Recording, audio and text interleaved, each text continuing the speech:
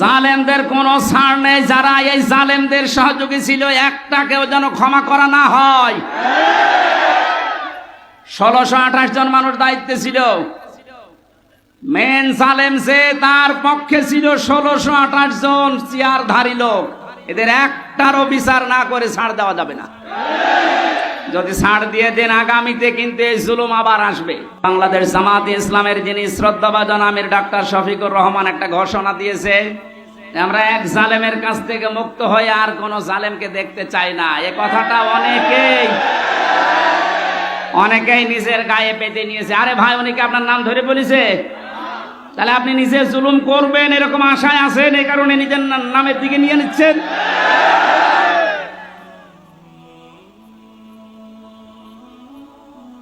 জীবিত অলি দেখেননি জীবনে, মরা অলি দেখেছে। বিভিন্ন গাছতলায় আস্তানায় শুয়ে আছে, মরা অলি মনে করে। জীবিত অলি যদি কেউ বাংলাদেশে দেখতে চান, কোন দরবারে যাওয়ার দরকার নেই, ডাক্তার শফিকুর রহমানের দিকে তাকাবেন, ওটা টাটকা জিন্দা অলি। আমি নিজে সাক্ষী দিচ্ছি, তার যে ইবাদতের মাত্রা, তার যে ইখলাস, দ্বীনের জন্য যে কোরবানি এবং আল্লাহর প্রতি তার যে তাওয়াক্কুল কোন পর্যায়ের, আপনারে মাথায় ধরবে না। আমি 4 দিন তার সাথে ছিলাম, দেখেছি আল্লাহ মানুষকে এরকম ধৈর্য দেয়। তার ছেলেটা ওই সময় জেলখানায়, তার বউ অসুস্থ, তার দলের লোক হাজার হাজার লক্ষ লক্ষ পালিয়ে বেড়াচ্ছে, অধিকাংশ জেলখানায়। সবকিছু তাদের শেষ 15 বছরে, অথচ লোকটার ভেতরে কোনো টেনশন, কোনো চিন্তার কোনো ছাপ নেই। এত কষ্ট করে জেলখানায় থেকে হাজিরা দিয়ে যখন আদালত থেকে আসতো, বলতাম স্যার একটু ঘুমিয়ে নেন। এই যে 12-13 ঘন্টা 15 ঘন্টা পর্যন্ত এত কষ্ট করে এসে কিছুক্ষণ তেলাওয়াত, কিছুক্ষণ জিকির, কিছুক্ষণ দরুদ শরীফ পড়ে, কয়েক ঘন্টা ঘুমিয়ে, এরপরে দেখতাম তাহাজ্জুদের নামাজে যতটুকু পারে পড়ে, এরপরে উনি যে সেজদায় পড়ে যেত 30 মিনিট, 40 মিনিট, 50 মিনিট, 1 ঘন্টা, 1.5 ঘন্টা একটা সেজদায় কাঁদতে কাঁদতে, মুরব্বী মানুষ, চোখের ভুরু পর্যন্ত পাকা, দাড়ি পাকা, ভিজে ভিজে পানি পড়ছে সেজদায়। আপনি ওলি দেখতে চান, অধিকাংশ গুলো ফজরের নামাজ পড়ে না। আর এই লোকটার তাওয়াক্কুল আর কষ্ট শিকার দেখেছেন কোন পর্যায়ের। একদিন বলেছিলাম যে স্যার, এখানে দুষ্ট কিছু মানুষ আছে, তারা মোবাইল নিয়ে এসে দেয় চুরি করি। এটা রেকর্ড হচ্ছে তো, এই জন্য গোপন কথা বলা যাচ্ছে না। ভেতরে আবার ঝামেলা বেড়ে যাবে না। ওখানে সব ধরনের সিস্টেম করে, মানুষ কি করবে এখন, অসহায় তারা। বললাম যে আপনারা আমি ওইভাবে একটা ছোট মোবাইল নিয়ে এসে একটু বাড়িতে খোঁজ নেন। আমারে বলছে, হামজা কার খোঁজ নেব? কেন? আপনার ছেলে, আপনার বউ অসুস্থ, আপনার দলের লোক সব পালিয়ে বেড়াচ্ছে। আমারে যে কথা শুনিয়েছে, আমার জীবন ভরে গেছে। আমারে বলছে, হামজা ধরা পড়ার সময় আমি নিজেই প্রস্তুতি নিয়েছিলাম, 24 ঘন্টায় আমি প্রস্তুতি নিয়ে থাকি কখন ওরা আমারে ধরে নিয়ে যাবে। ধরে যখন নিয়ে এসেছে, আসার সময় আমি সব আমার আল্লাহর কুদরতি হাতে দিয়ে এসেছি। এই কঠিন পরিস্থিতিতে এই কথা মুখ দিয়ে বের হওয়া অত সহজ না, আপনি যত সহজ ভাবতেছেন। কোরআনে কারীম জানিয়েছে, ইন্নাল্লাযীনা ক্বালু রাব্বুনাল্লাহ সুম্মা ইসতাকামু তাতানাজ্জালু আলাইহিমুল মালাইকা আল্লা তাখাফু ওয়া লা তাহজানু। আল্লাহ পাক বলেন, যারা এই কথা বলতে পারে আমার রব আল্লাহ, আর এই কথা বলার পরে সিঁড়িয়ে ছটিয়ে পড়ে না, টিকে থাকে, ইস্তেকামাত পয়দা করে দাঁড়িয়ে থাকে কথার উপরে, আল্লাহ তাদের পুরস্কার হিসাবে বিপদে আপদে ফেরেশতা নাযিল করে হলেও সাহায্য করে। ফেরেশতারা এসে কি বলে? আল্লাহ তাখাফু ওয়া লা তাহজানু, কোনো ভয় নেই, কোনো টেনশন নেই। এই যে কিসের ভয়, কিসের টেনশন?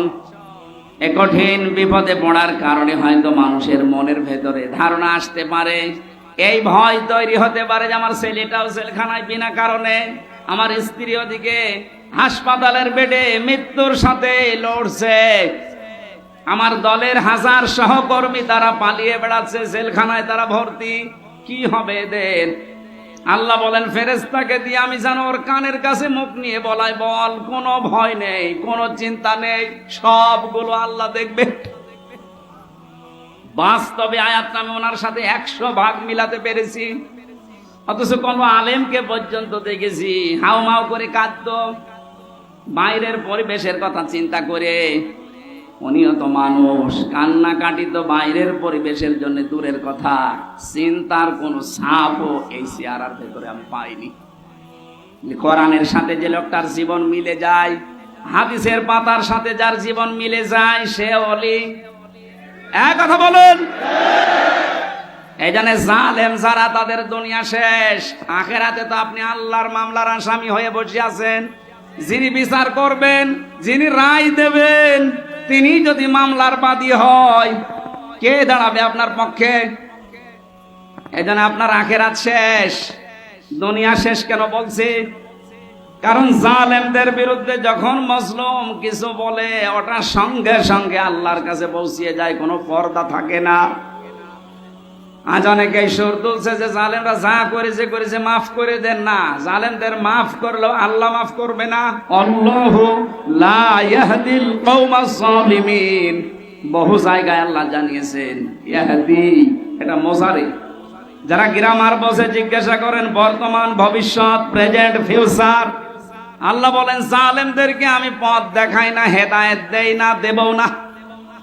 আল্লাহ বলছেন আমি দিচ্ছি না, দেব না, আমি দোয়া করে করব কি? এই জন্য জালেম যারা, সব যখন শেষ করেই ফেলেছেন, গর্তের ভেতরে লুকিয়েও আপনি ছাড় পাবেন না, কারণ আপনাকে আল্লাহ অপমান করবেই।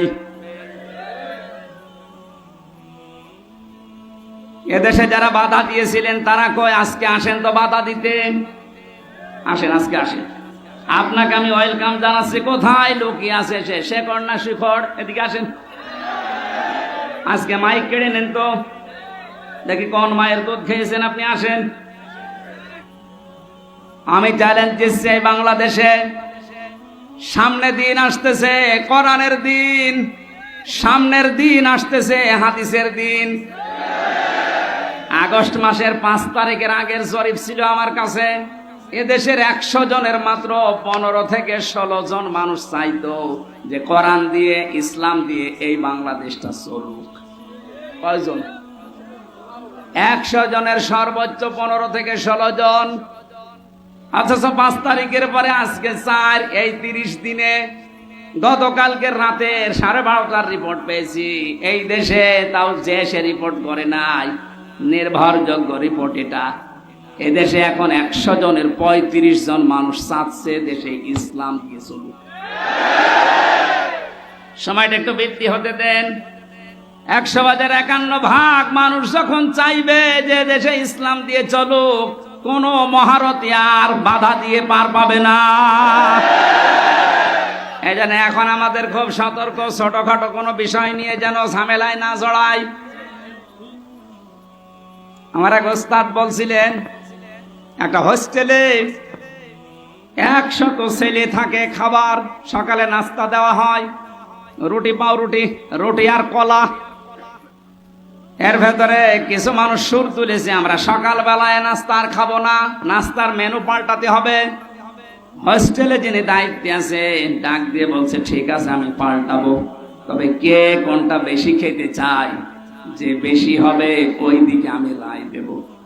ভোটের সিস্টেম করেছে, রায় যখন এসেছে 20 জন চাই ওই আগেরটাই কলা পাউরুটি, 18 জন চাই খেচুড়ি, 15 জন চাই রোল। এভাবে ভাগ করতে করতে দেখা গেল 20-এর সংখ্যা আগে যা ছিল। এবার আপনি বলেন তো 20 বাদ দিলে 100-র ভেতরে থাকে কত? আরো জোরে, 80 জন যদি সব একমত হতো, এ নাস্তার মেনু পাল্টানো সহজ ছিল না কঠিন ছিল? বাস্তবটা এখন আমাদের সামনে। এদেশে নাস্তিক, মোরতাদ, রাম, বাম, এই ইনু নুনু, এ মেনন আর কালামানিক বেশি না। এরা যা চাচ্ছে, এরা খুব মিলে হলেও 20 জন হবে। আর আমরা যারা টুপিওয়ালা, আমরা 80 জনের উপরে। ওই 15 জন 18 জন 16 জন গুলো না করে আমরা যদি সব এক হতে পারি, নাস্তার মেনু এতদিন যা চলছে এটা পাল্টানো সম্ভব। কারণ এই 53 বছরে বাবা চালিয়েছে, আমরা দেখেছি। আমি দেখি নাই, মুরব্বীরা দেখেছে, কারণ আমার তো 32। স্বামী চালিয়েছিল, আমি দেখি নাই, মুরব্বীরা দেখেছে। চাচা চালিয়েছিল, সকালে এক কথা বলতো, বিকেলে আর এক কথা। সেও দেখলাম 9 বছর। ববু চালিয়েছিল বিভিন্ন কায়দায়, ভাবিও চালিয়েছিল। এই কথা বলেন না, সবারটাই দেখেছি। এখন শুধু বাকি আছে এ কোরআন দিয়ে সংসদ চললে কেমন দেখা যায়।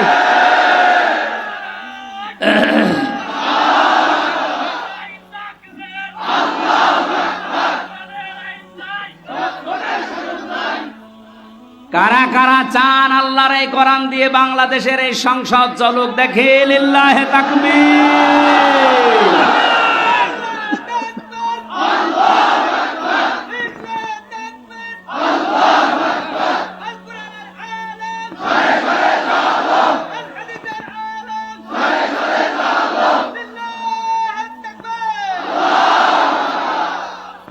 এই জন্য আমরা 80 জন যেহেতু আছি, আমরা যেন এই মত পার্থক্য ছোটখাটো বিষয় নিয়ে, কেউ 15 জন, কেউ 16 জন, কেউ 18 জন, তাহলে কিন্তু ওই 20 যা এসেছে ওইটাই থেকে যাবে।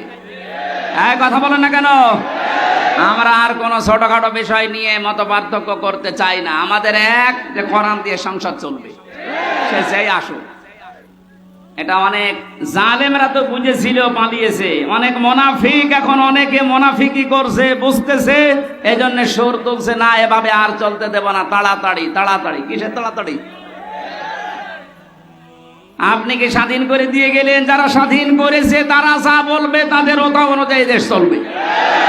এতে যদি 3 মাস হয়, 3 বছর হয়, 6 বছর হয়, 10 বছর হয়, হোক, কোনো অসুবিধা নেই।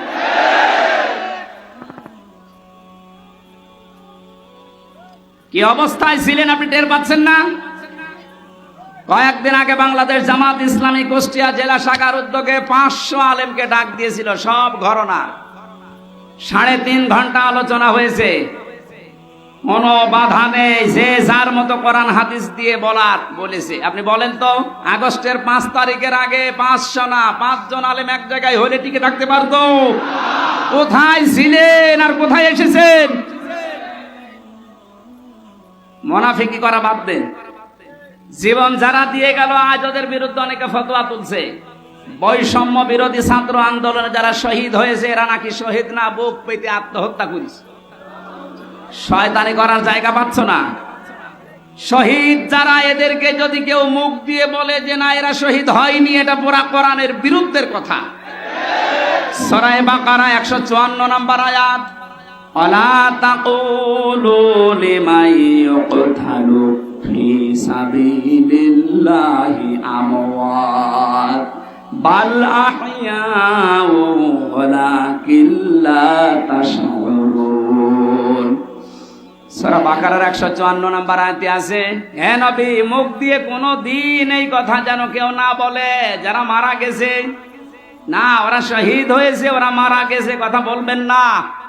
কারণ যারা শহীদ হয় ওরা জীবিত, কিন্তু তোমরা টের পাও না। তাই মানুষ যেহেতু মুখের পরে অন্তরে ধারণা করতে পারে, আল্লাহ ধারণার উপরে নোটিশ দিয়েছে, এই আলা তাহসাবান্নাল্লাযীনা কুতিলু ফি সাবিলিল্লাহি আমওয়াতা বাল আহইয়াউন ইনদা রাব্বিহিম ইরযাকুন। সূরা আলে ইমরান 169 নম্বর আয়াত। আল্লাহ পাক বলেন, মুখে তো বলবি না, ধারণাও করবি না যে যারা শহীদ হয়েছে ওরা মরে গেছে, না এই ধারণাও করা জায়েজ নেই, হারাম। কেন? বালা হইয়া, ওরা জীবিত। ওরা কি? আরো জোরে বলেন, ইনদা রাব্বিহিম ইরযাকুন, তারা আল্লাহর কাছে রিজিক পাচ্ছে। আমি কয়েকদিন আগে গিয়েছিলাম শহীদ আবু সাইদ রংপুরের কবর জিয়ারতে এবং বাড়ি দেখতে। ওর বাবা এসে আসার পরে জিজ্ঞাসা করলাম, ছেলে মেয়ে কয়টা? 6টা ছেলে, এটাই ছোট ছিল। ও ছোটবেলা থেকেই প্রতিবাদী, অন্যায় দেখলে কিছু নেই হাতে তারপরও প্রতিবাদ করত। এত বড় জুলুমের বিরুদ্ধে প্রতিবাদ করার জন্য যেটা হাতে নিয়েছিল, কোন অস্ত্র ছিল? কি ছিল? একটা গাছের ডাল। আরে কালা মানিক বলছে না, ওর হাতে অস্ত্র ছিল। ডাল যদি অস্ত্র হয়, তুমি যে কলা পাতায় শুয়েছিল এটা অস্ত্র?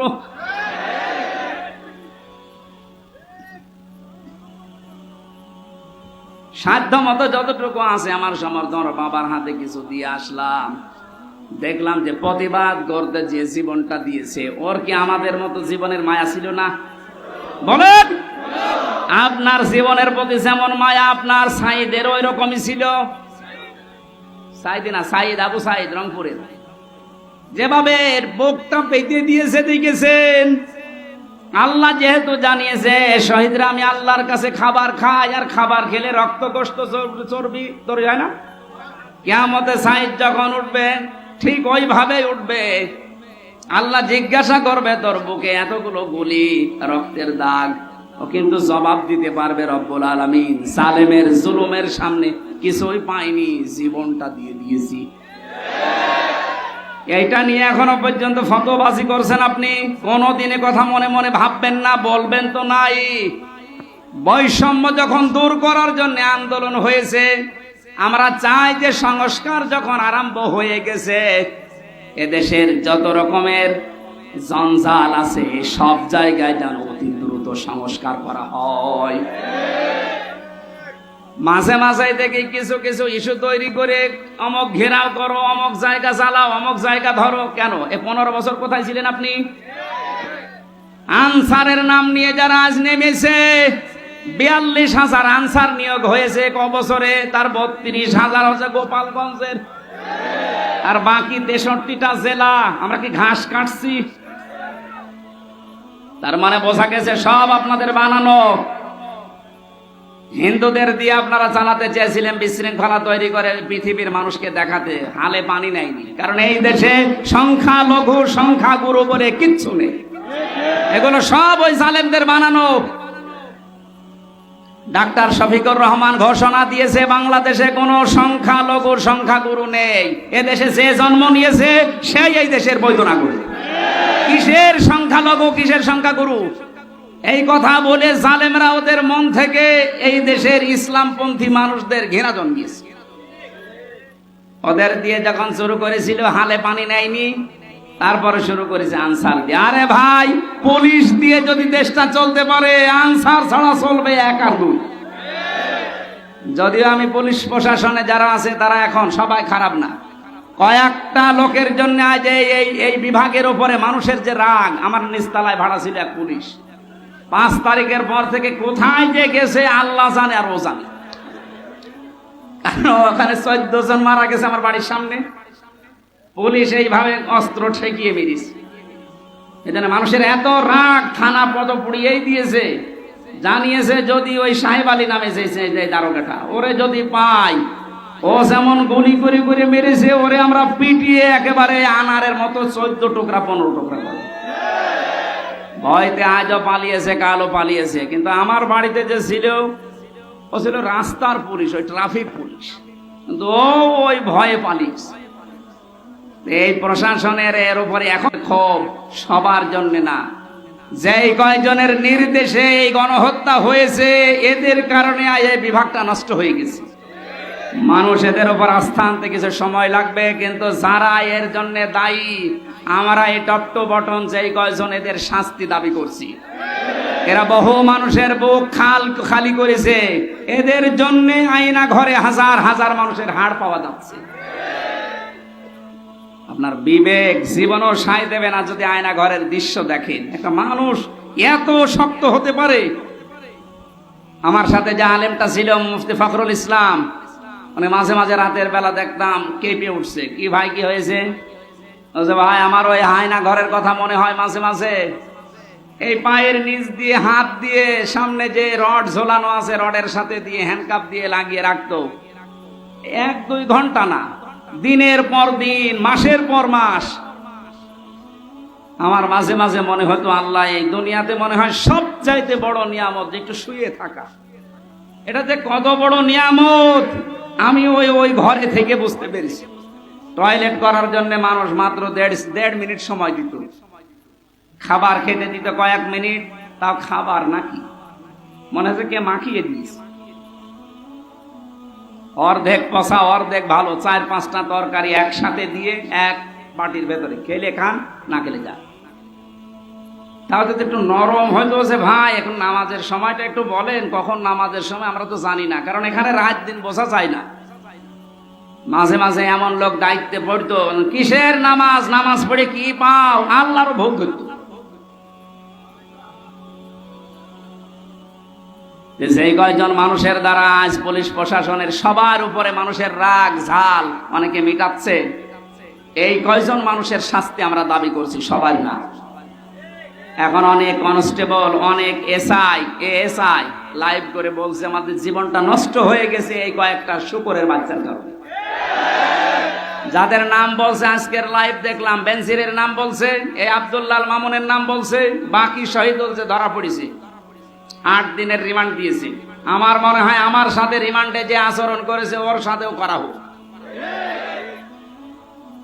এদের নির্দেশে হাজার হাজার মানুষ, 1000-এর উপরে মানুষ বাংলাদেশে মারা গেছে এই 14 তারিখ 5 তারিখের আগ পর্যন্ত। আপনি টের পাচ্ছেন কোথায়? আর এখনো পর্যন্ত অনেকে জালেমের প্রশংসা করছে যে কি করেছে টের পাচ্ছেন না। চলেন আপনারা নিয়ে যায়, 10 দিন থাকেন আপনি ওই ঘরের ভেতরে।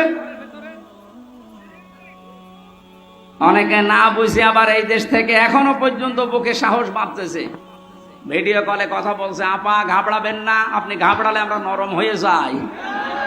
আপনি আবারও শক্ত হতে চাচ্ছেন? ইনোরে যেভাবে কিক মেরেছে, আপনি যদি এখনো শক্ত হতে চান আপনার ভাগ্যেও এরকম কিক আছে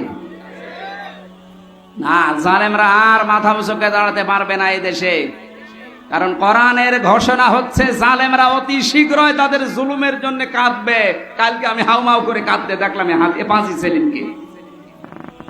এই জন্য কোনো মানুষ জুলুম করবেন না, খুব মারাত্মক অপরাধ এটা। এর চাইতে বড় অপরাধ আর দুনিয়ায় নেই, তার দুনিয়াও শেষ, আখিরাতও শেষ। আল্লাহ আমাদেরকে যেন কোনো জুলুম করা থেকে বাঁচান, সে পারিবারিক জীবনের জুলুম হোক, সামাজিক জীবনের জুলুম হোক, রাজনৈতিক জীবনের জুলুম হোক, সব জুলুম থেকে আল্লাহ আমাদের রক্ষা করেন, বলেন আমিন। দরুদ আর সালাম পাঠের মাধ্যমে আজকের তেলাওয়াতকৃত আয়াত সূরা মাআরিজ কয়েকটা আয়াত পড়েছি। আমার আলোচনার বিষয় হচ্ছে মুক্তিপণ। আমার বাবাকে যেমন মুক্তিপণ নিতে চেয়েছিল 10 লাখ দেন, নয়তো 50টা মামলা দেব, এরকম মুক্তিপণ সামনে আসতেছে। কোরআনে কারীম জানাচ্ছে, ও বাংলার মানুষেরা কান খাড়া করে শোনো, ওয়ালা ইয়াসালু হামিমুন হামিমা ইউবাসসিরুনাহুম ইয়াবাদুল মুজরিমু লাউ ইয়াফতাদি মিন আযাবি ইয়াউমিদিন বিবানি। এই কারা চলে যাচ্ছে, কারা গো? প্রসাবের জন্য গেলে যান, বাকি ভালো লাগছে না এই মনে করে যদি কেউ কোরআনের আলোচনা ছেড়ে চলে যান, আপনি টাটকা নির্ভেজাল মুনাফিক। এই জন্য প্রসাব পায়খানার জন্য যান, বাকি জন্য যাবেন না। জানছে এখানে কষ্ট হচ্ছে, ভেজা জায়গা তো। আল্লাহ পাক বলেন, কোন শহীদের পরিচয় দিতে চাইবে না, যদিও তাদেরকে সম্মুখে হাজির করা হবে, বন্ধুর পরিচয় দেবে না। এমনকি অনেক মানুষ আছে নিজের অপরাধ ঢাকতে মুক্তিপণ হিসাবে বাঁচার জন্য নিজের সন্তান পর্যন্ত আল্লাহর কাছে বলবে, আল্লাহ মুক্তিপণ হিসাবে দিয়ে দিলাম। বলেন নাউজুবিল্লাহ। আয়াতটা পড়ার পরে আমার ছোট মেয়েটা, এই যে ফারিহা জান্নাতের সাথে আমি মিলিয়েছিলাম, আল্লাহ বললেন সন্তানও পর্যন্ত মানুষ দিতে চাইবে, অথচ আল্লাহ রসুলের পরে এই পৃথিবীতে সবচাইতে বেশি মহব্বত ভালোবাসা আমার এই ফারিহার উপরে। এত ভালোবাসা জেলখানায় থাকার পর ওর বেশি বেড়ে গেছে, কারণ ওরে আমি 1 বছর রেখে গিয়েছিলাম, এখন 4 বছর বয়স ওর। এত ভালোবাসা জন্মিয়েছে, ওরে চোখের আড়াই করলে বারবার মোবাইলে আমি দেখে নেই। অথচ আল্লাহ বলছে ফারিহাকে, হামজা কিয়ামতে আল্লাহর কাছে বলবে, আল্লাহ এইটাও দিয়ে দিলাম, আমাকে ছাড় দে। সাহিবাতিহি ওয়া আখি, মানুষ তার নিজের স্ত্রীকে, নিজের ভাইকে বলবে আল্লাহ এগুলো দিয়ে দিলাম। অফাসিলাতিহিল্লাতি তুবি, নিজের জ্ঞাতি গোষ্ঠী, নিজের দলের লোক, রাজনৈতিক আশ্রয় যারা, সামাজিক আশ্রয় যারা, পারিবারিক আশ্রয় যারা তাকে দিত, এই গোষ্ঠীর লোক পর্যন্ত মানুষ বলবে আল্লাহ সব দিয়ে দিলাম। অমাং ফিল আরদি জামিআ, দুনিয়ায় যত সম্পদের মালিক ছিলাম সব আমি দিয়ে দিলাম, আমারে আপনি বাঁচান। এ কথা মানুষ বলবে। এ সাক্ষী দিচ্ছে কে বলেন তো? আরো জোরে বলেন। একটা কালকে আমি আরো বেশি বিশ্বাস করে ফেলেছি, এখনো বিশ্বাস ছিল আগেও। এই পাজি সেলিমের যে কান্নাকাটি হাউমাউ করে যাদের সামনে যা করছিল, আমার মনে হচ্ছিল যদি ও বলতে পারতো, কথা তো বলতে পারে না, নৌকা বলতে গেলে হৌকা বলে, মুখ দিয়ে কথা এরকম বের হয় না। ও যদি কথা ভালোভাবে বলতে পারতো তাহলে বলতো, জজ সাহেব আমার যত সম্পদ আছে সব আমি দিয়ে দিলাম, আমার এই মামলা থেকে মুক্তি দেন। কিয়ামতের ময়দানেও তো মানুষের বিরুদ্ধে মামলা হবে। কি হবে বলেন বলেন? এই মামলা থেকে, অভিযোগ থেকে অব্যাহতি পাওয়ার জন্য মানুষ নিজের সন্তান, স্ত্রী, ভাই, জ্ঞাতি গোষ্ঠী, সম্পদাদি সব দিতে চাইবে, বিনিময়ে চাইবে যে আমারে মুক্তি দেন। আল্লাহ বলেন কাল্লা ইন্নাহা লাযা, কখনোই না, তোর আমি লাজাই দেব। ও মাগুরাবাসী, লাজা কি? এটা জাহান্নামের একটা দরজার নাম। জাহান্নামে একটা দরজা 7টা, তার 3 নাম্বার দরজার নাম হচ্ছে লাজা। এত ভয়ঙ্কর, এত কঠিন এই জায়গাটা, আল্লাহ নিজে পরিচয় দিচ্ছে নাজ্জাআতাল লিশাওয়া।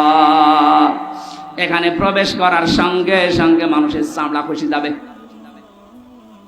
আমি কিছু ভয়ঙ্কর জায়গা দেখেছিলাম, রিমান্ড আমাকে নিয়েও গিয়েছিল যে এই জায়গায় মানুষের নখ তোলা হয়, এখানে মানুষকে মেশিং এর ভেতরে দিয়ে পানির সাথে মিশিয়ে দেওয়া হয়, কিন্তু চামড়া সঙ্গে সঙ্গে খসে যায়, এরকম কোন জায়গা আমার নজরের সময় পড়েনি। অথচ আয়াত দ্বারা আল্লাহ জানিয়েছেন নাজ্জাআতাল লিশাওয়া। কি করেন মোনাজাতের আগে দেওয়া যায় না? আরে ভাই যা করে আমি তো দেখেন, যাবো তো জায়গা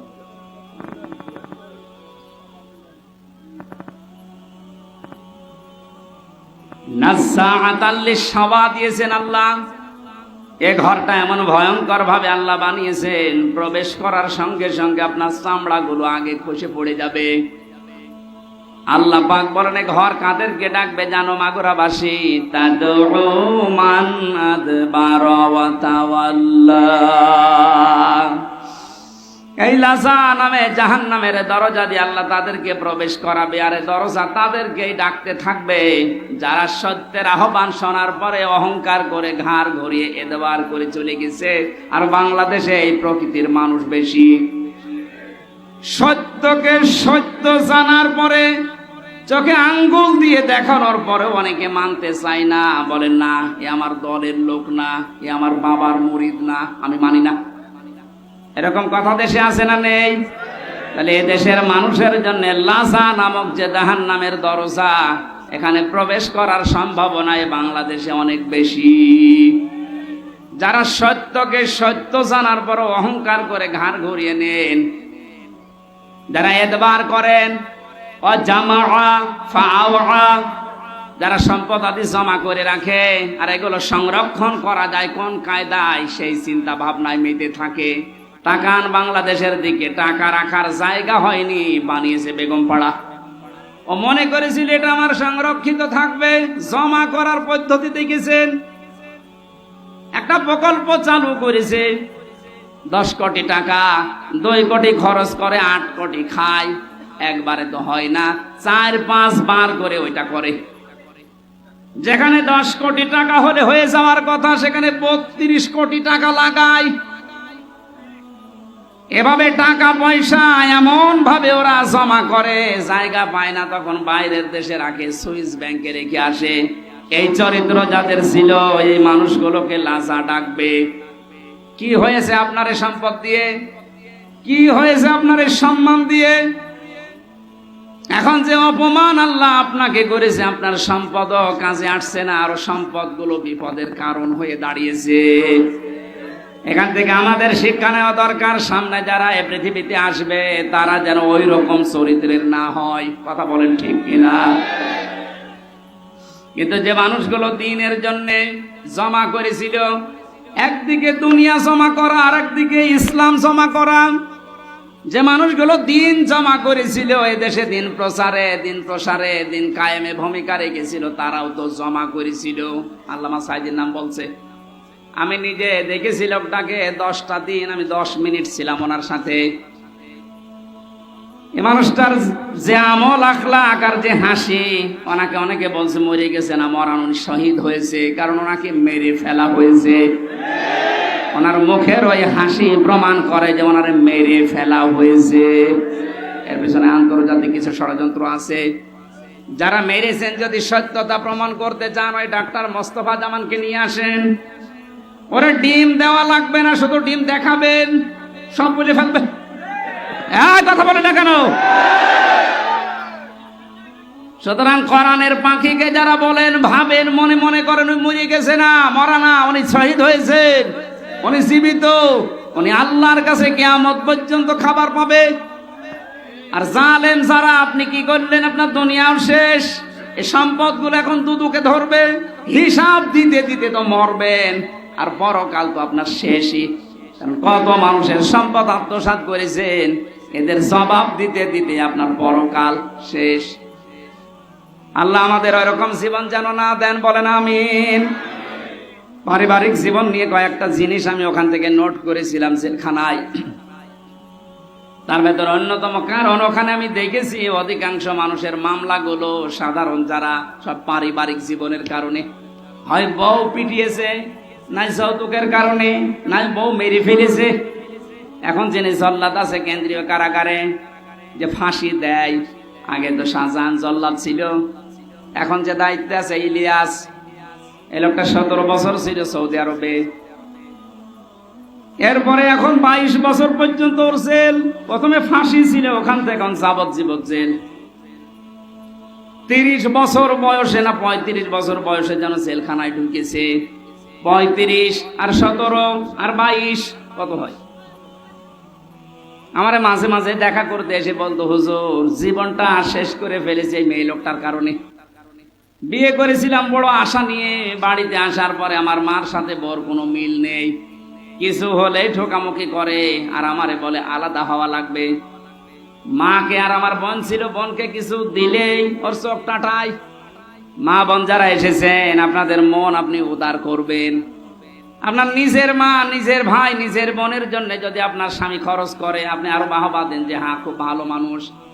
আর স্বামীকে যে ছোটবেলা থেকে 25 বছর 30 বছর পর্যন্ত ওর পেছনে শ্রম দিল, ওই মা বাবা ভাই বোনের পেছনে একটু খরচ করলে আপনার চোখ টাটায়, আপনি মানুষ।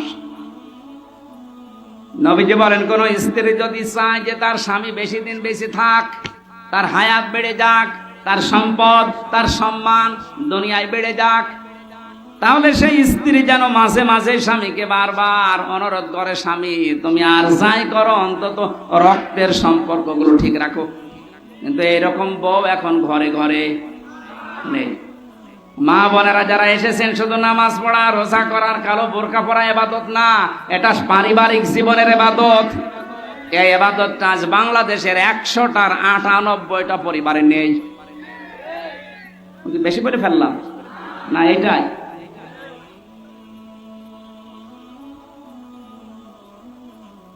রাঙ্গামাটি গিয়েছিলাম 18 সালে, লংগদ থানায়। আসার সময় আমারে বলছে, হুজুর চলেন বৃদ্ধাশ্রম দেখে আসি।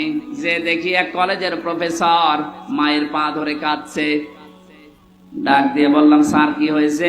আমাকে পরিচয় করিয়ে দিলেন যে এক কলেজের স্যার।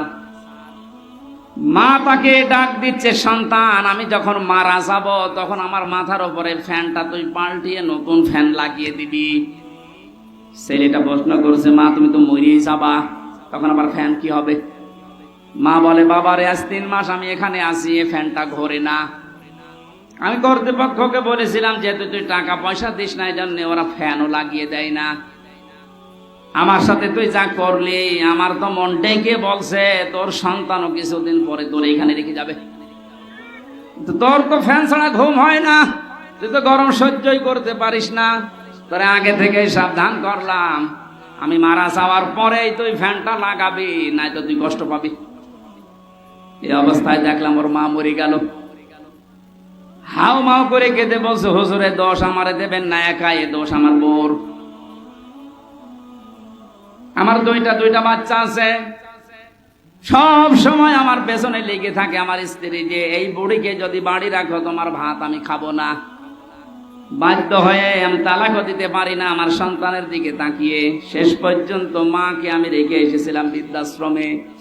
ছোটবেলায় আমার বাবা মারা গেছে, বহু কষ্ট স্বীকার করে আমাকে কলেজের প্রফেসর বানিয়েছিল আমার এই মা। কিন্তু স্ত্রীর ছোট মনের কারণে আমি আজকে তারেও বাড়িতে রাখতে পারি নাই। আজকে আদরে অনাদরে সেবা না পেয়ে শেষ পর্যন্ত মাটা আমার মারাই গেল। দুনিয়াতে নাম ধরে ডাকার মতো আমার আর কেউ নেই। মাগুরাবাসী মা বোন যারা এসেছেন, আপনাদের জন্য পারিবারিক জীবনের একটা কথাই বলছি, শুধুমাত্র ওই কলেজের প্রফেসর রাঙ্গামাটির উনি না, এখানে হাজারো মানুষ আমরা ঠিক ওই অবস্থায় পরিবারে আছি। মনটা একটু উদার করেন না কেন? একটু মনটা ছাড় দেন। কেউ তো থাকবেন না, 100 বছর পরে আমরা এখানে কেউ থাকবো না, নতুন মানুষ এই জায়গা চাষ করবে। কথা বলেন না কেন? সুতরাং আমরা যেন ধরা না খায় আখেরাতে, ওই রকম জীবন ওই রকম তৈরি করা দরকার আমাদের সবার। এই জন্য পারিবারিক জীবনে ওনার যা দেখলাম, এই ইলিয়াসের ওই লোকটার জীবন তো শেষ হয়ে গেল একটা মেয়ে লোকের কারণে। শেষ পর্যন্ত ঘ্যানর দেখে একদিন একটা থাপ্পড় দিয়েছিলাম, ও ছাতা গেছে মরে। এই কারণে আমার এখন যাবজ্জীবন জেল। বলেন তো, যে লোকটা 35 বছরে জেলে ঢুকেছে, 17 বছর সৌদি আরবে কাটিয়েছে, 22 বছর জেল খাটবে, ও বের হয়ে আর কি করবে? খুব বড় একটা না, সামান্য একটা পারিবারিক বিষয়ে। এই জন্য আমি নোট করেছিলাম জেলে বসে বসে, যে পারিবারিক জীবনের দাম্পত্য কলহ এবং এর সমাধান কি করা যায়। যেহেতু এইটা নিয়ে 100 জনের প্রায় 70 জন জেল খাটে। আমি লিখে এখন বাইরে এসে বই করেছি, ওইটা আপনার মেয়েকে বিয়ে দেওয়ার আগে পড়াবেন, বউকে পড়ান, ফুফুকে, নিজের মাকে, বোনকে, এদেরকে পড়াবেন। আমার মনে হয় পরিবারে আল্লাহ শান্তি ফিরিয়ে দেওয়ার কাজ ওখানে লিখে দিয়েছি। বিশ্বনবী মসজিদে নববীতে প্রবেশ করলেন, দেখলেন বাম দিকে কিছু মানুষ আল্লাহ জিকির করছে, ডান দিকে তাকিয়ে দেখলেন কিছু মানুষ আল্লাহর কোরআনে কারিম নিয়ে আলোচনায় আছে। নবীজি বললেন, 2 দল ভালো কাজে আছে, তবে সবচাইতে উত্তম কাজে আছে তারা যারা আল্লাহর কোরআন নিয়ে ব্যস্ত আছে। আমাকে আল্লাহ এই মুহূর্তে নির্দেশ দিয়েছেন, আমি যেন কোরআনে কারিম নিয়ে যারা ব্যস্ত আছে তাদের সাথে শ্রোতা হিসাবে বসে কোরআনের আলোচনায় লিপ্ত হই। আপনি টের পেলেন এই আয়োজনের এখন কত মর্যাদা। বিশ্বনবী যদি এখন জীবিত থাকতেন আর এই মাগুরা জেলার উপর দিয়ে যদি হেঁটে যেতেন, কোরআনের ইজ্জতে তিনি এখানে এসে আলোচনায় অংশগ্রহণ করতেন। এই আয়োজনের আজকে এত সম্মান, এত মর্যাদা বৃদ্ধি হয়ে গেছে। সুতরাং এখানে একটু বসার জায়গা বা দাঁড়ানোর জায়গা পেয়েছেন, খুশি হয়ে কি করো,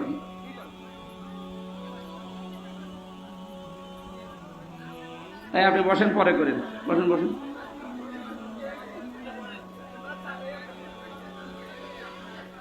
বাংলাদেশের ঐতিহ্যবাহী জেলা মাগুরা মোহাম্মদপুর থানার অন্তর্গত চালিমিয়া মাদ্রাসা প্রাঙ্গণ বাবুখালী হাফিজিয়া ও কওমি মাদ্রাসার উদ্যোগে 21তম বাৎসরিক ঐতিহাসিক তাফসীরুল কোরআন মাহফিলের স্বনামধন্য সভাপতি,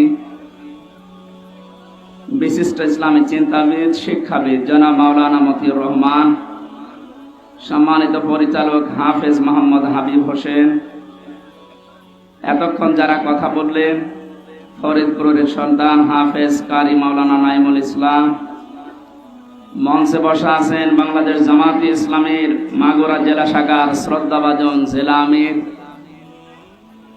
বসা আছেন আপনাদের মাগুরার কৃতি সন্তান বিশিষ্ট ইসলামিক চিন্তাবিদ, আইনজীবী, মুফাসসিরে কোরআন বড় ভাই জনাব মাওলানা জাহাঙ্গীর আলম,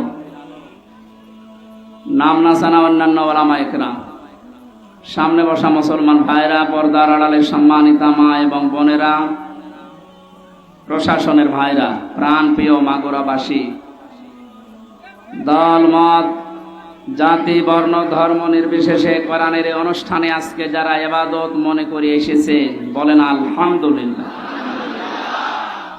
এটা ইবাদত চলছে নাকি? চলছে। নামাজ যেমন ইবাদত মনে করে পড়েন, নামাজে দাঁড়ালে যেমন এদিকে ওদিকে তাকানো যায় না, কথা বলা যায় না, শুধু ফ্যান গণনা করা যায়। সব যদি আপনি মনে করেন নামাজে যে 7, 10, 15 মিনিট দাঁড়িয়ে আছেন সব নিষিদ্ধ, এখানে 1 ঘন্টা সময় দেওয়া লাগবে, সব নিষিদ্ধ, পারবেন না। ইবাদত করতে হলে ইবাদতের মতো করা লাগবে। যেখানে আছেন যদি ওই অবস্থায় আপনার সিয়াম জীবন কেটে যায়, লাতার কাবন না তবাক বানাং তবাক, হে নবী যেখানে আছেন ওখানে থাকলে হবে না, আপনাকে উপরে ওঠা লাগবে। এক স্তর থেকে আপনাকে আর এক স্তরে নিয়ে যেতে চাই। বাচ্চারা যখন জন্ম দেয় দেখবেন ছোটবেলায় এই জন্মগ্রহণ করা বাচ্চাগুলো মানুষ ডাক্তারের কাছে নিয়ে যায়। ডাক্তার প্রথমে ওজন দেয়, মনে করেন 1 বছর বয়স, ওর ওজন হয়েছে 3 কেজি। কত? 3 কেজি বা 5 কেজি। 1 বছরে ওর ওজন। এ 5 কেজির বাচ্চাকে আপনি 2 বছর পরে আবার নিয়ে গেলেন, ডাক্তার আবার ওজন দিচ্ছে 5 কেজি আছে। নাকি অসুস্থ না সুস্থ? বলেন বলেন। জন্মের পর থেকে আমরা মনে হয় এদেশে মুসলমান হয়ে, যেহেতু জন্মগ্রহণই করেছি মুসলমানের ঘরে, আর 96% মুসলমান এই দেশে আছে, এই কারণে এরকম অনুষ্ঠানগুলো আমরা অন্তত এদেশে আবহমান কাল থেকে চলে আসতেছি। আমরা কয়েকদিন আগে একটা জরিপ পেয়েছি, মক্কা থেকে মদিনায় ইসলাম যাওয়ার আগে মুহাম্মদ রাসূলুল্লাহর সাহাবী এবং নবীজির মামাতো ভাই এই বাংলাদেশে ইসলাম অলরেডি নিয়ে এসেছিলেন। এই বাংলাদেশ, ভারত, পাকিস্তান এই এলাকাতে একটা মসজিদের সন্ধান পাওয়া গেছে উত্তরাঞ্চলে। তার মাটি পরীক্ষা করে দেখা গেছে এই মসজিদটা 1473 বছর, আর এই 7 বছর কত হয়? 80 বছর। আপনি নবীজির জন্মের যে হিসাবটা আছে যদি হিসাব করে দেখেন, যারা গবেষণা করছে তারা বলছে যে সময় এই মসজিদের এখানে প্রতিষ্ঠা, মৃত্তিকা গবেষণাগারের রিপোর্ট অনুযায়ী বিশ্ব নবী ওই সময়ও দুনিয়ায় 3 বছর বেঁচে ছিলেন। তার মানে নবীজি এই পৃথিবীতে জীবিত থাকতেই এই দেশে ইসলাম চলে এসেছে। কথা বুঝতেছেন? যেহেতু ইসলাম অনেক আগের শিকড় গেড়ে আছে এখানে, সেই হিসাবে বহুদিন থেকে কোরআনের আলোচনা ধারাবাহিক ভাবে এখানে চলতেছে, চলবে ইলা ইয়াউমিল কিয়ামা। এখন এটা দেওয়ার সময়, এখন আমরা কখন খাবো এটা? সে রংপুর এলাকার মানুষ, রংপুরের এলাকার মানুষকে আমরা একটু উল্টা পাল্টার নামে ডাকি। আমরা খুলনা বিভাগের লোক, আমার বাড়ি এই পাশে কুষ্টিয়া। খুলনা বিভাগের যে 10টা জেলা, বাংলাদেশে যত জেলা আছে সবচেয়ে বেশি ভালোবাসি আমি এই 10টা জেলাকে, এরপরে বাইরে। ওই সমস্ত উত্তর অঞ্চলের এই রংপুর বিভাগের যে জেলাগুলো আছে, এই মানুষগুলো একটু সহজ সরল, যেটা রেকর্ড হচ্ছে ওদের আবার মন খারাপ হবে। মানে এমন সহজ সরল, গাড়িতে আপনি হরেন দেবে তো সাইড দেবে তো, তাকে আরো দেখে যে কে আসতেছে। আমি আসার পরে এনার কাছে বলেছিলাম যে একটা লবঙ্গ দিয়ে, কারণ সময় পাইনি খাবার খাওয়ার, একটা লবঙ্গ দিলে এখন নিয়ে এসে দিচ্ছে, এখন কখন খাবো। ঠিক আছে, তারপরও যেতে এসেছে শুকরিয়া আপনাকে, দরকার হয় মাহফিল শেষ করে খাবো। এই জন্য আবহমান কাল থেকে যে নিয়ম নীতির সাথে আমরা অভ্যস্ত, তার ভেতরে আজকের এই অনুষ্ঠানটা অন্যতম। কথা বলেন এখানে। এই 53 বছর স্বাধীন হওয়ার পর থেকে অন্তত আমরা এভাবে চলতেছি কোরআনের আলোচনা, এর আগেও এভাবে চলতেছে। 53 বছর আগেও আপনি যা শুনেছিলেন, এখনো কোরআনে কারিমের আলোচনা ওইভাবে, হয়তো ধাঁচ পাল্টিয়েছে, শুনতেছে। এর আগেও আপনার ওজন ছিল ওই 5 কেজি, 53 বছর পরে এখনো আপনার ওজন 5 কেজি। আপনি কি সুস্থ না অসুস্থ?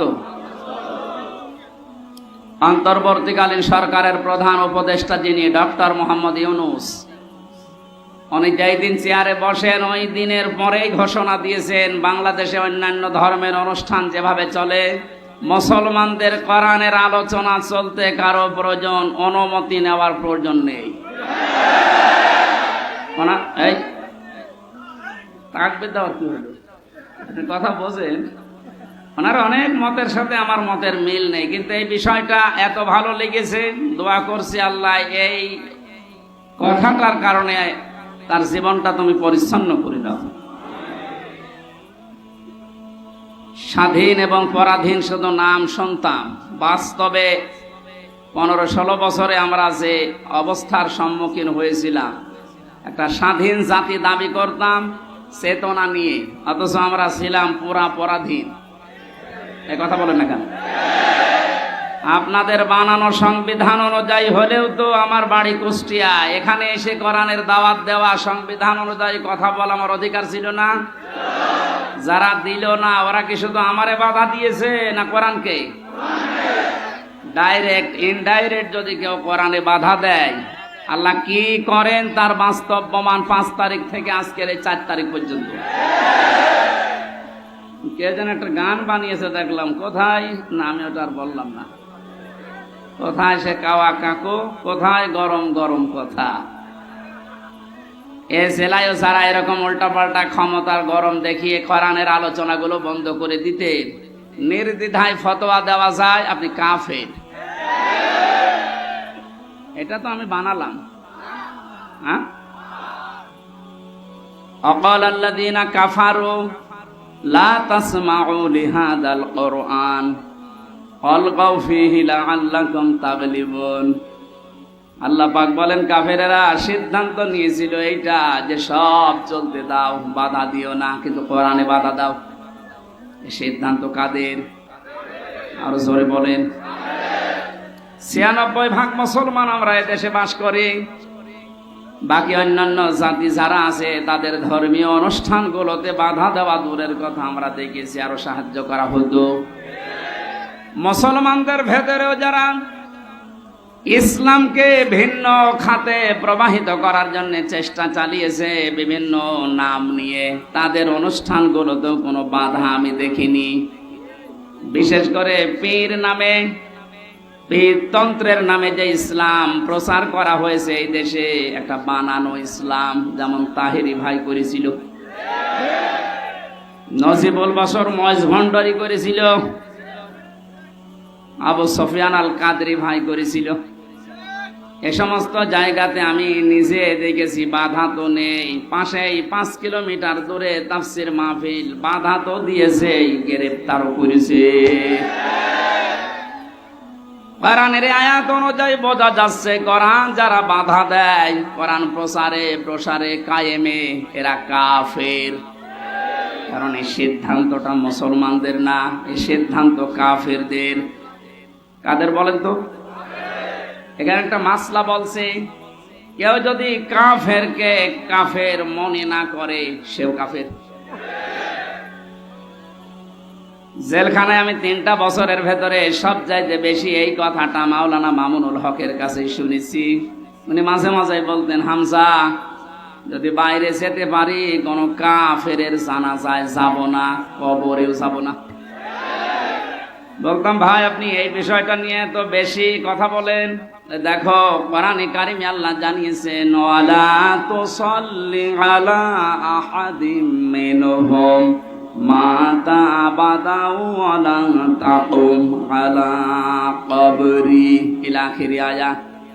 সূরা তাওবার 84 নম্বর আয়াতের প্রথম অংশে আছে আল্লাহ পাক বলেন, হে নবী এরা মারা গেলে এদের কবরের পাশে দাঁড়ানো দূরের কথা, এদের জানাজার নামাজ পড়া দূরের কথা, আপনি এর পাশ দিয়েও যাবেন না।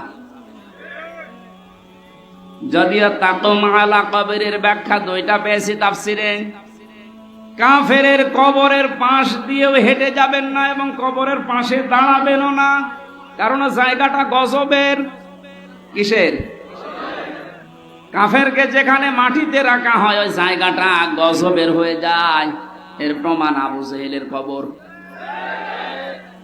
বদরের ময়দান দেখতে গিয়েছিলাম, যিনি আমার সাথে ছিল ওই দেশের আমারে বলছে, এই যে বিশাল কবরস্থান, এটা সাহাবীদের, 14 জন সাহাবী শহীদ হয়েছিল, এখানে সবাই আছে। পাশেই বিশাল খেজুর বাগান, এই পাশে একটা গর্তের মতো কুয়ার মতো দেখালো যে এই জায়গায় 14 জন কাফেরকে, 70 জন কাফেরকে এক জায়গায় মাটি দেওয়া। আমার বলছে হুজুর এটা শয়তানের কবর। শয়তান মানে আবু জেহেলের। ওরে তো আর আদর করে এভাবে মাটি দেয়নি, ওরা যুদ্ধ করে দিয়েছে। যে কথাগুলো আমাকে জানিয়েছে তার ভেতরে 2টা গুরুত্বপূর্ণ। 1 নম্বরে বলে হুজুর এখানে কিন্তু বহু পানি আসে, যে পাশে যে কুয়া, গ্যালন গ্যালন পানি উঠতেছে এখান থেকে। আশ্চর্যের বিষয়, এখানে পানি আসার পরও কোনো গাছ আজ পর্যন্ত জন্মায় না। পাশেই দেখেন খেজুর বাগান, কি তরুতাজা খেজুর ধরেছে। আপনার কি মনে হয় ওকে আল্লাহ আপেল খাওয়াচ্ছে? আর কবরে আল্লাহ আগুন লাগিয়েছে, এত হট এত গরম, এর জন্য ওখানে কিছু জন্মই নেয় না, জায়গাটা গজবের জায়গা হয়ে গেছে। কাবা শরীফ তাওয়াফ করার পরে উপর দিয়ে ঘুরছিলাম, হঠাৎ দেখি আমার পেটে ব্যথা করছে। এক পুলিশকে ডাক দিয়ে বললাম, ভাই এতক্ষণ তো ভালোই ছিলাম, এখন আমার পেটে ব্যথা করছে, কি করব? আমরা বলছে ইয়া হাজি উল হজ্জা তাই না বিলাদুকা। ও হাজি, দেশ কোথায়? জি তুমিন বাংলাদেশ। বাংলাদেশ থেকে এসেছি। ওর ভাষা দিয়ে আমারে বলছে, হাজি সাহেব আপনি জানেন না এটা কোন জায়গা? না তো। আবু জেহেলের বাড়ি। আপনি এখনো পায়খানা না করে দাঁড়িয়ে আছেন, তাড়াতাড়ি যান। সত্যি কথা বলছি, কাজ সেরে এসে দেখি আমার পেটের ব্যথা ভালো হয়ে গেছে। আল্লাহ আমাকে জানাতে চেয়েছে, হামজা ওই সময় 4.5 লাখ করে টাকা লাগতো, এত টাকা খরচ করে সেই দেশ থেকে আসলে এখানে আরে শয়তানের মুখে পায়খানা না করে চলে যাবা, তাড়াতাড়ি করো। এত ঘৃণিত, এত নিকৃষ্ট, এত অপমানজনক জায়গা, এই জায়গাকে আল্লাহ তুলনা দিয়েছে ইন্টারন্যাশনাল পায়খানা। এখন এ কথা বলেন না কেন? আমি 3টা কারণ পেয়েছি। 1 নম্বরে আবু জেহেল ছিল জুলুমকারী, জালেম। ও যে বহু এতিমের সম্পদ জুলুম করে আত্মসাৎ করে ফাঁকি দিয়ে খেয়েছে, তার জীবনী পড়লে পাবেন। 2 নম্বরে ছিল স্বৈরাচার। 3 নম্বরে মানুষটা পৃথিবীর সবচাইতে শ্রেষ্ঠ মানুষ মুহাম্মদুর রাসূলুল্লাহকে কষ্ট দিয়েছে। এই 3টা কারণ পড়েছি আমি তাফসিরে। কোরআনে কারীম জানিয়েছে, ওয়াল্লাযীনা ইয়াউযুনা রাসূলাল্লাহি লাহুম আযাবুন আলীম। সূরা তাওবার 60 নম্বর আয়াতের শেষের দিকে আছে, আল্লাহ পাক বলেন যে মানুষগুলো দুনিয়াতে আমার রসুলকে কষ্ট দিচ্ছে, দেবে। ইউযুনা না দিয়ে আল্লাহ আযাব দিতে পারতেন, মাঝের সিগা দিলে অর্থ হয়ে যেত, কিন্তু আল্লাহ ইউযুনা দিলেন কেন? বর্তমান, ভবিষ্যৎ, প্রেজেন্ট, ফিউচার, 2টা কাল নিয়ে শব্দটা গঠন করা। তাফসিরে কাবীর আল্লামা ফখরুদ্দিন রাজি রহমাতুল্লাহ আলাইহি ব্যাখ্যায় লিখেছেন, এই এরপর কথা বলেন কোন কারণে? এদিকে তাকান। মুফাসসির বলেন আল্লাহ পাক ইউযুনা দেওয়ার পেছনে 7টা কারণ লিখেছে। আমি সবগুলো না বললেও একটা বলছি। তিনি যেহেতু কিয়ামত পর্যন্ত থাকবেন না, থাকবেন, উনি তো দুনিয়া থেকে বিদায় নিয়েছে, তাহলে ইউযুনা দেওয়ার কারণ কি? প্রথম কারণ লিখেছে কিয়ামত পর্যন্ত রাসূলুল্লাহ থাকবে না, কিন্তু রাসূলুল্লাহর ওয়ারিসরা থাকবে। বিশ্বনবীকে কষ্ট দিলে যেমন আযাবুন আলীম এ ঘোষণা আছে, নবীর ওয়ারিসদেরকে কেউ যদি কষ্ট দেয়, মাস্ট বি আল্লাহ ওই রকম আযাবই কিয়ামত পর্যন্ত পাঠাতেই থাকবে।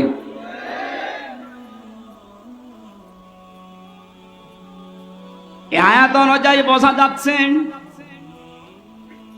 আজ নবীজি দুনিয়াতে নেই, বিশ্ব নবীর ওয়ারিস যারা আলেম, সত্যিকারের আলেম যারা, আলেম হলেই হবে না, আলেম তো বহু আছে, আমরা দেখতে পাচ্ছি। ফরিদউদ্দিন মাসুদ আলেম, একবার বলছেন এখন। মুফতি ফয়জুল্লাহ তো আলেম। বাইতুল মুকাররমের সাবেক খতিব যেটা পালিয়েছে, এই যে পাশের জেলায় বাড়ি, ওইটাও তো আলেম। একটা রাষ্ট্র কত নিচে নামলে, কত দুর্নীতিগ্রস্ত হয়ে গেলে জাতীয় মসজিদের খতিব পর্যন্ত পালিয়ে যায় বলেন তো? জাতীয় মসজিদের খতিব পর্যন্ত যদি পালিয়ে যায়, এ দেশে আর বাকি থাকার কথা?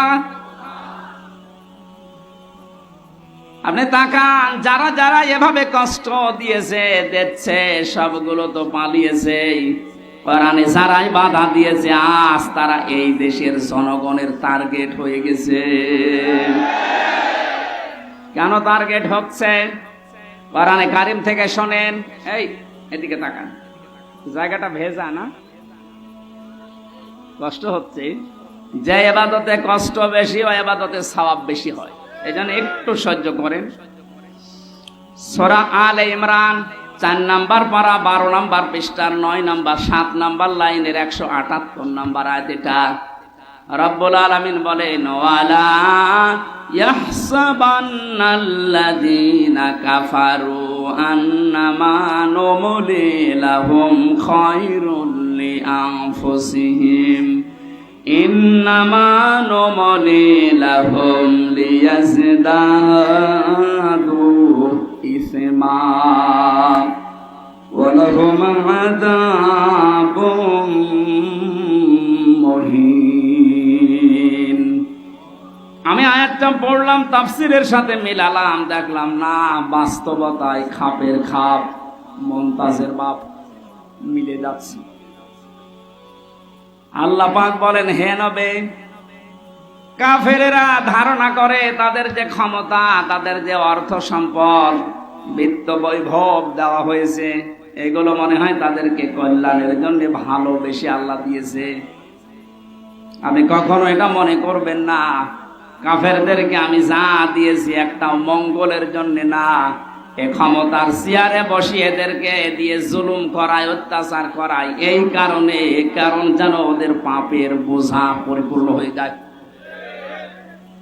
এদেশের জালেমদের অবস্থার দিকে তাকান তো, পাপের বোঝা পরিপূর্ণ হওয়ার পরে আল্লাহ কিন্তু ধরেছে। এই 15-16 বছর বহু মহারথী চেষ্টা করেছিল জালেমদের বিপক্ষে, এক চুলও নড়াতে পারে নাই। আপনি কি মনে করছেন বিডিআর হত্যায় কারো কোনো হাত ছিল না? সব এখন বের হচ্ছে। এখন তিনি স্বরাষ্ট্র মন্ত্রণালয়ের দায়িত্বে আছে, আজকে ঘোষণা দিয়েছে সব আমি বের করব। এটা তার ফেরেশতা এসে ঘটায়নি। আমি 3 বছর জেলে থাকা অবস্থায় বহু বিডিআর কি পেয়েছি। এই মানুষগুলোর কথা শুনলে যত কঠিন হৃদয়ের মানুষও মন নরম হয়ে যাবে, অথচ জালেমদের মন নরম হয়নি। পঞ্চগড়ের এক মুরব্বীকে পেয়েছিলাম, উনি আমার মাঝে মাঝে বলতেন, হুজুর আমার আর 1 মাস পরে আমার চাকরি শেষ হয়ে যেত, কিন্তু বিনা কারণে এই যা 14 বছর আমি আটক অবস্থায় আছি। আপনি এই লোকটা কিয়ামতে যদি বিচার দেয়, আপনি কি জবাব দেবেন? অন্যগুলো বাদই দিলাম, ওই 1টা 2টা না, আমি প্রায় 12টা 13টা বিষয় সামনে আনতে পেরেছি। সর্বশেষ 2024-এর 1000-এর ওপরে গণহত্যা। পাপ যখন পরিপূর্ণ হয়ে গেছে, আল্লাহ বলেন, ইন্না বাতশা রব্বিকা লাশাদীদ। হে নবী, আপনার রবের ধরা বড় শক্ত ধরা। আমি এমনিতেই কাউকে কিছু বলি না, কিন্তু যারে ধরি ওরে আর ছাড়ি না। এমন ধরা ধরেছে, আপনি দেখলেন দরবেশ পর্যন্ত দাড়ি কেটে ফেলেছে। গত পরশুদিন আমার যত মামলা ছিল সব খারিজ করে দিয়েছে। আমি যখন আদালত থেকে বের হচ্ছিলাম, দেখলাম হাজি সেলিম, এর নামে হাজি লাগালে গোনা হবে, এটা পাঁচি সেলিম। হাউ মাউ করে এজলাসে কাঁদতেছে। ওর যে অপকর্মের ফেরেশতি এই 16 বছরে শয়তানও এত অপরাধ করে নাই।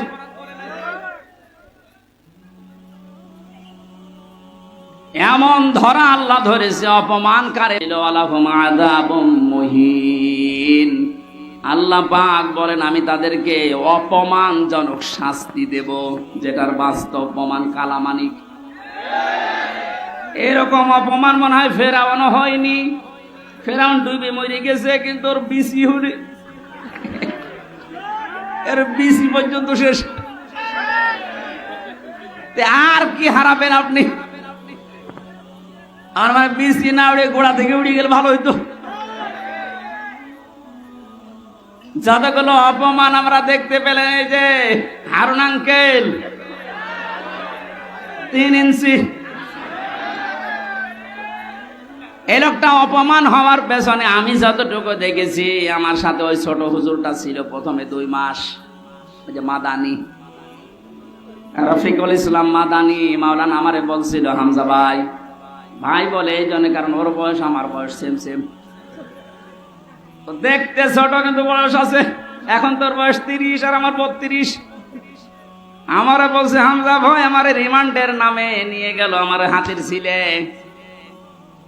রাত 12:30টা 1টার দিকে 2 পাশে ব্লক করে পুরা উলঙ্গ করেছে। আমার এক টুকরা কাপড়ও আমার শরীরে নেই, হাফ প্যান্ট ছিল ওইটাও খুলে নিয়েছে। আমার হাতে একটা সিগারেট ধরিয়ে দিয়েছে, পাশে একটা অর্ধ উলঙ্গ মহিলা কোত্থেকে নিয়ে এসে দাঁড় করিয়ে ছবি তুলছে, বলছে এটা সকালে ছড়িয়ে দেব, মানুষ বুঝবে যে হুজুর কত খারাপ। আমার বলছে, হুজুর আমার এত অসহায় মনে হচ্ছিল নিজেকে, চোখের পানি ফেলে কাঁদলাম, ডাক দিয়ে বললাম, মাবুদ তোমার কোরআন আমি 100% বিশ্বাস করি, তুমি যা দেখলে, তুমি যা দেখলে, যা শুনলে আমি তো জানি, আমি কিচ্ছু জানি না বিষয়। আমাকে যে প্রশ্নগুলো করে এর সাথে আমি ন্যূনতম জড়িত না। সন্ত্রাস বিরোধী আইনে মামলা দিয়েছে উল্টাপাল্টা করে। এক এসআই কে ডাক দিয়ে বললাম, ভাই আমার সাথে আপনারা যা করছেন, রাস্তা তো ব্লক করা, কেউ আসতে পারে না, হারুন স্যার কি জানে? ওই এসআই বলছে, হারুন স্যার জানে না মানে উনি তো করাচ্ছে। আকাশের দিকে মুখ দিয়ে বললাম, বাবু তোমার আরশের দিকে আমি মুখ করে আমি ছোট হই, কিন্তু আমি একজন আলেম, আমি এখন মজলুম। আর নবীজি জানিয়েছেন মজলুমের দোয়া আর আল্লাহর ভেতরে কোনো পর্দা থাকে না। এই বাস্তবতা এবং বিশ্বাস নিয়ে তোমার কাছে বলছি, আল্লাহ জীবনে তোমার কাছে যদি কিছুই কবুল না হয়, তবে এই কথাটা তুমি একটু শোনো, আমাকে যেভাবে অপমান করেছে যার নির্দেশে, তাকে তুমি কিছু দেখিও। আল্লাহ দেখিয়েছেন। জীবিত অবস্থায় 3 ইঞ্চি, মহিলারা পর্যন্ত এখন জিকির করছে 3 ইঞ্চি 3 ইঞ্চি। আর কত নিচে নামাবে বলেন? এত গেল 3 ইঞ্চির হিসাব। আমার মনে হয় যে চেহারা এখনো লুকিয়ে আছে, যদি রাস্তাঘাটে জনগণ পার পিটিয়ে মেরে ফেলবে। এই জালেমকে যদি কেউ সাহায্য করে, কথা দিয়ে, সমর্থন দিয়ে, সাপোর্ট দিয়ে, সে আল্লাহর নবীর দল থেকে খারিজ হয়ে কাফের হয়ে যায়।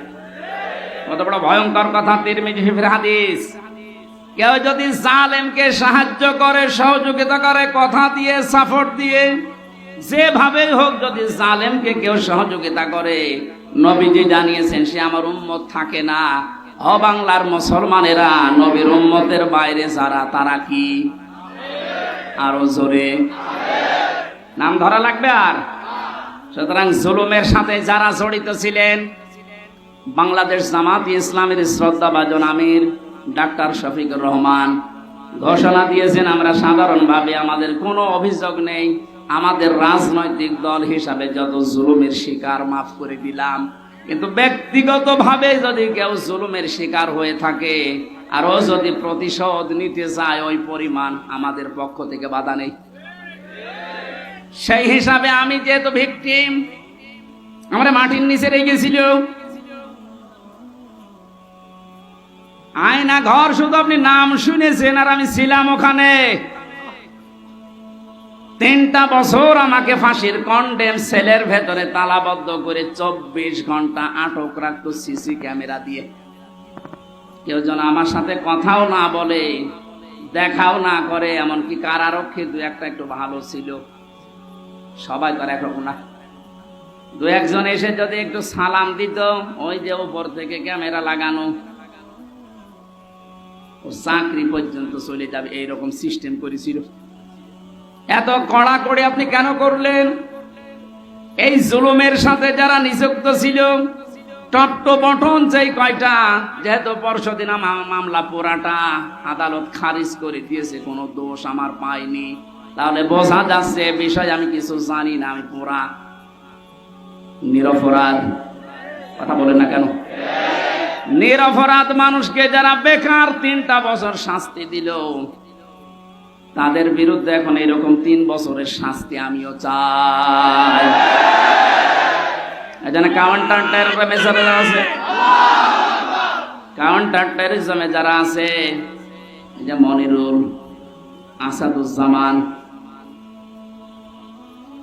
ডিসি মান্নান, বাকিগুলোর নাম আমি নিলাম না, কারণ ওরা অত নিচে নামে নাই। আর একজন নেমেছিল আমার মামলার আয়ু মিজান।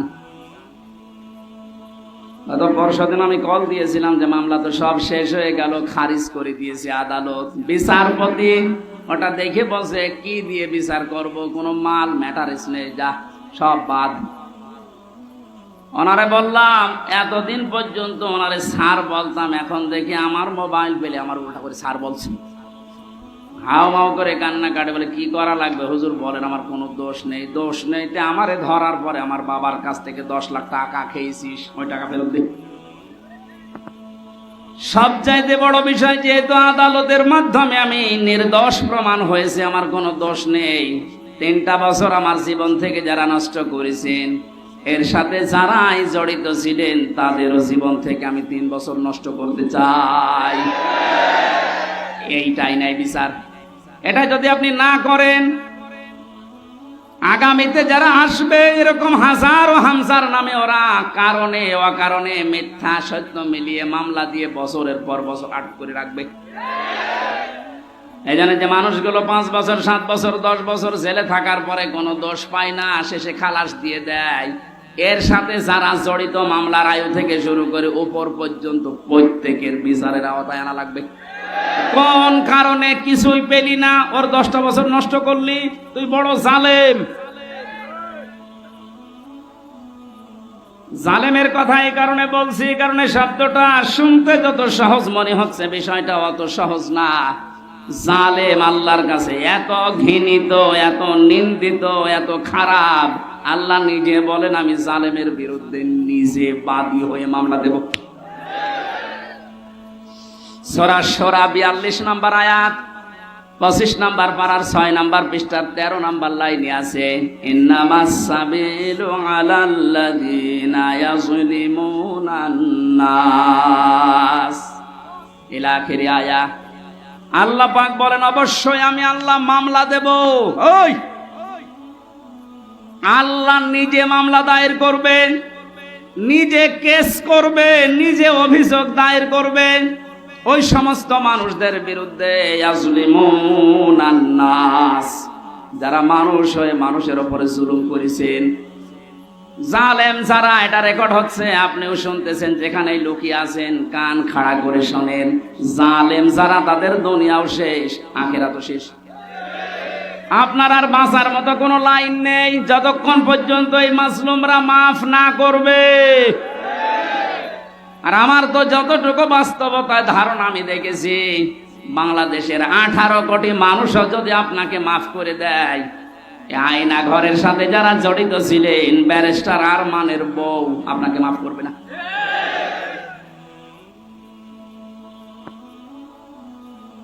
কি অসহায় মনে হয়তো নিজেকে, মাটির নিচে একদিকে, পেছনে হাত বাঁধা, কালো কাপড় দিয়ে চোখ বাঁধা, ডান্ডা বেড়ি দেওয়া পায়ে, মাজায় দড়ি দিয়ে 11 ঘন্টা টাঙিয়ে রেখেছি। তাও যদি একটা অপরাধ করতাম মেনে নিতে পারতাম, কিচ্ছু জানি না ওই বিষয়ে। কোন পাগল কোন ছাগল নাকি সে সিরাজগঞ্জ থেকে গেছে সংসদ ভাঙবে একটা কাঁচি নিয়ে, তারে পুলিশে ধরেছে, এই এখানে কে, সংসদ ভেঙে ফেলবো। কাঁচি দিয়ে সংসার ভাঙা যায়? বোম মারলে ওড়ে না, আর তুমি কাঁচি নিয়ে এসেছো। ও নাকি বলেছে যে আমি হুজুরের ওয়াজ শুনে উদ্বুদ্ধ হয়ে সংসার ভাঙতে এসেছি। কোন হুজুর? আমি রামজা, ধরে নিয়ে আয়। এই যে আমার অপরাধ। আমি বারবার বলার চেষ্টা করেছি 164-এ ম্যাজিস্ট্রেটের কাছে, স্যার আমার ওয়াজ আপনার মোবাইলও আছে, আপনি দেখেন তো আমি কোন ওয়াজ করলাম যে আমার ওয়াজ শুনে উদ্বুদ্ধ হয়ে সংসদ ভাঙতে গেল। বলে আমার হাত বাঁধা, কিছু করার নেই। বিচার ব্যবস্থা কোথায় নামিয়েছেন আপনি?